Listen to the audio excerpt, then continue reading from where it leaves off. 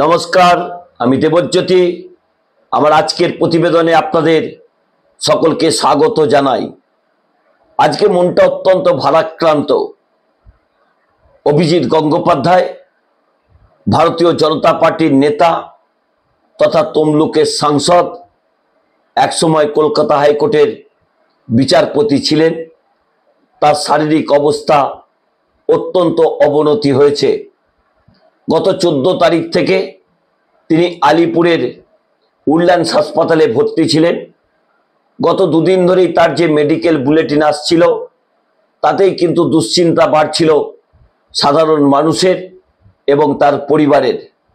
আজকে তাকে উডল্যান্ডস হাসপাতাল থেকে এয়ার অ্যাম্বুলেন্সে করে দিল্লির এইমসে ভর্তি করা হয়েছে।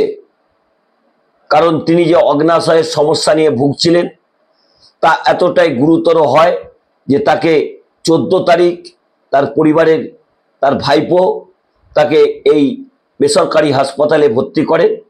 কিন্তু গত কয়েকদিন ধরে তার অবস্থা উন্নতি এতটুকু হয়নি, অবনতি হয়।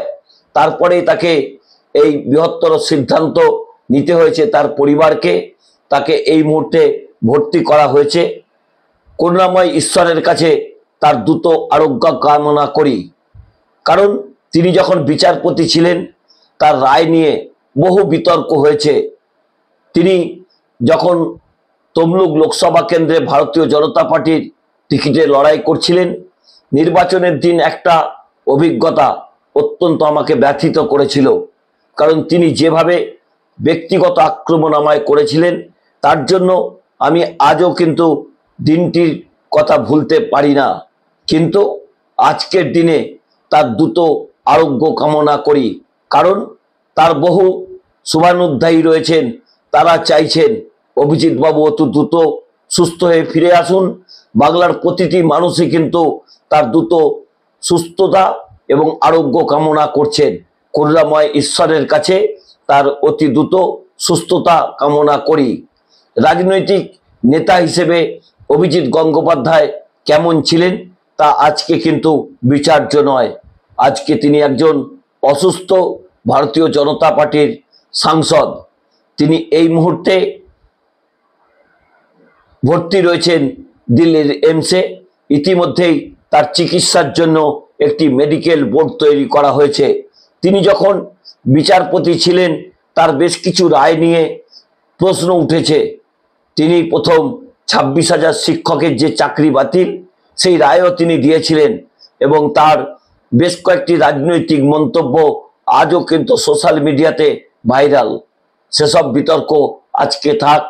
আজকে তার দ্রুত আরোগ্য কামনা করি। কারণ গত দুদিন ধরেই আমি আমার বিভিন্ন প্রতিবেদনে তার শারীরিক অসুস্থতা কথা জানিয়েছিলাম। আজও সকালে একটি ছোট্ট প্রতিবেদনে তার দ্রুত আরোগ্য কামনা করার পাশাপাশি তার যে বৃহত্তর চিকিৎসার জন্য তাকে কলকাতার বাইরে নিয়ে যাওয়া হবে সেই খবরও কিন্তু আমি আমার প্রতিবেদনে বলেছিলাম। তার পরিবারের পক্ষ থেকে তার যে শুভানুধ্যায়ীরা রয়েছেন, ভারতীয় জনতা পার্টির নেতৃত্ব রয়েছেন, তাকে কিন্তু চিকিৎসার জন্য দিল্লির এইমসে নিয়ে যাওয়া হয়েছে। তবে 14 তারিখ থেকে তিনি হাসপাতালে রয়েছেন। তাতে তার শারীরিক অবস্থার খুব একটা উন্নতি হয়নি। কারণ যে উডল্যান্ডস হাসপাতালে ভর্তি ছিল সেখান থেকে যে মেডিকেল বুলেটিন এসেছে তাতেই কিন্তু যথেষ্ট দুশ্চিন্তার কারণ। কিন্তু যে রোগে তিনি আক্রান্ত হয়েছেন, এর আগে কিন্তু তৃণমূল কংগ্রেসের একজন সাংসদ ছিলেন অজিত মাজা, তিনিও এই রোগে আক্রান্ত হয়েছিলেন, কিন্তু তাকে বাঁচানো যায়নি। কিন্তু অভিজিৎ গঙ্গোপাধ্যায় তার দ্রুত সুস্থতা আমরা যেমন কামনা করছি, প্রতিটি মানুষও তার দ্রুত সুস্থতা কামনা করছেন। অভিজিৎ গঙ্গোপাধ্যায়কে আবারও তার আগের যে ভূমিকা ছিল সে ভূমিকায় বাংলার মানুষ দেখতে চাইছেন, ভারতের মানুষ দেখতে চাইছেন। কারণ লোকসভার অধিবেশন শুরু হচ্ছে 21শে জুলাই থেকে। আমরা চাই অতি দ্রুত তিনি সুস্থ হয়ে আবারও কাজে ফিরুন, আবারও তিনি তমলুকে যান, তমলুকের মানুষের পাশে দাঁড়ান। তার চিকিৎসার জন্য ইতিমধ্যেই মেডিকেল বুলেটিন যে প্রকাশ পেয়েছে তাতেই কিন্তু দুশ্চিন্তা শুরু হয়েছে ভারতীয় জনতা পার্টির কর্মীদের মধ্যে, নেতৃত্বের মধ্যে, কিন্তু তাকে চিকিৎসার জন্য যে টিম তৈরি করা হয়েছে তারা নিশ্চয়ই আবার অভিজিৎ গাঙ্গুলিকে তার আগের যে অবস্থা ছিল, আগের যে ভূমিকা ছিল, সেই ভূমিকা যাতে তিনি যথাযথ পালন করতে পারেন সেই কামনায় আজকে আমার এই ছোট্ট প্রতিবেদনে করলাম। নমস্কার, আমি দেবজ্যোতি। আমার এই ছোট্ট পর্বটি ভালো লাগলে চ্যানেলটি সাবস্ক্রাইব করে বেল আইকনটি ক্লিক করে আমার পাশে থাকবেন।